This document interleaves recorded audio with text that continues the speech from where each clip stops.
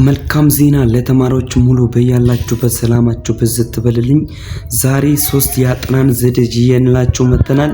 ከናንተ የሚጠበቀው ቻናሉን ሰብስክራይብ በማድረግ በየቀኑ የምንለቀው ቪዲዮ ወደ እናንተ ቶሎ እንደደርስ ደውል ምልክትን በመጫን ቪዲዮ እስከ መጨረሻ መከታተል ብቻ ነው። እኛ ግን ለእናንተ የሚያስፈልገውን ምርጥ የአጠናን ቲፖች ይዘን መጥተናል። እናንተ በጥሞና ቪዲዮ እስከ መጨረሻ መከታተል ብቻ ነው።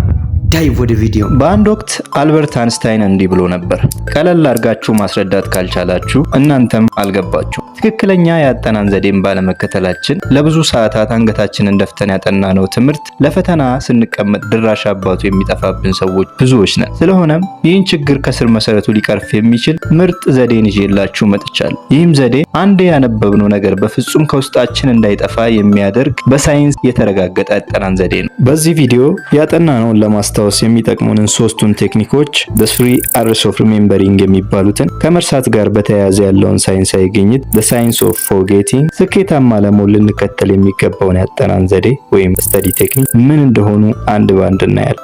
መጀመሪያ ግን የሰው ልጅ አእምሮ እንዴት እንደሚሰራ መገንዘብ እጅግ አስፈላጊ ነው። ከሰው ልጅ አእምሮ አሰራር ጋር በተያያዘ 3 ቁልፍ ኩነቶች አሉ። ብዙ ጊዜ the 3 R's ተብሎ ይጠራል። ማለትም ሪኮርዲንግ፣ ሪቴኒንግ እና ሪትሪቪንግ። እስኪ የሶስቱን ምንነት እንመልከት። ሪኮርዲንግ፣ ጥናት በምናጠና ሰዓት አእምሮአችን በመጻሕፍት ውስጥ ያሉትን አዳዲስ መረጃዎች የሚመዘግብበት ሂደት ሲሆን ለጥናት ብዙ ትኩረት በሰጠን ቁጥር በአእምሮአችን ውስጥ የሚመዘገበው መረጃ በዚያው ልክ እየሰፋ ይሄዳል ማለት ነው።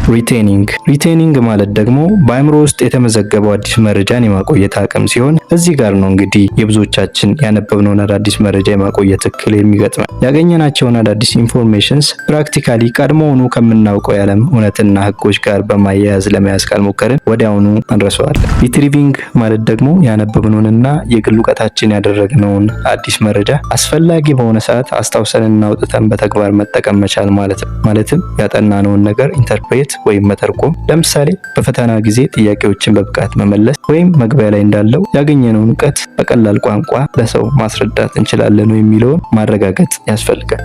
በመቀጠል እስኪ ለምንድነው ነገሮችን ቶሎ የምንረሳው የሚለውን እንመልከት። በ18ኛው መቶ ክፍለ ዘመን መጨረሻ አካባቢ በጀርመን ሀገር ታዋቂ ሳይኮሎጂስት የነበረ ሰው የሰው ልጅ የተማረውን ነገር በሚገርም ፍጥነት እንደሚረሳ የሚያሳይ the forgetting curve የተሰኘ የምርምር ውጤት ይፋ አደረገ። በዚህም መሰረት አንድ ሰው ያወቀውን ወይም የሰማውን መረጃ 70% ያህሉን ወዲያውኑ በአንድ ቀን፣ 90%ን ደግሞ በአንድ ሳምንት ውስጥ ይረሳዋል። ለዚህ ነው ለረጅም ጊዜ ቁጭ ብሎ ማጥናት ወይም መሸምደድ ጥቅም የለውም የሚባለው። ታዲያ ትንሽ ሰዓታት እንደንሰቃይ ተማሪ የሚያደርገን ሳይንሳዊ ያጠናን ዘዴዎችስ ምንድናቸው የሚለውን እንመልከት። አንደኛ፣ ለማስታወስ ከመጣር ለመረዳት መሞከር። አንብቦ ለማስታወስ መሞከር ትርፉ ድካም ብቻ ነው፣ ወይም ሊጠቅም የሚችለው ለአጭር ጊዜ ብቻ ነው። አንድን ነገር ፍሬ ሐሳቡን እንጂ ቃል በቃል ለመያዝ መታገል አያስፈልግም። ሁሌም እነዚህን 2 ጥያቄዎች ራሳችንን መጠየቅ ያስፈልጋል።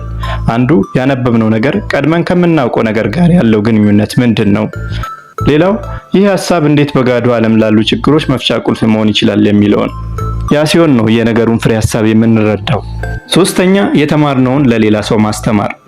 የተማሩትን ልክ እንደ አስተማሪ ሆኖ ማስተማር ድንቅ ያጠናን ዘዴ መሆኑን ስንቶቻችሁ ታውቃላችሁ? ምናልባት የምናስተምረው ሰው ባይኖርስ ትሉ ይሆናል። ነገር ግን የተማሪ ፊት ቆመን እንዳለን በውስጣችን በማሰብ ማስተማር እንችላለን። ልብ በሉ፣ በቀላል ቋንቋና በቀላል አገላለጽ። ካልሆነ አልበርት አንስታይን እንዳለው ሐሳቡን ገና አልተረዳነውም ማለት ነው።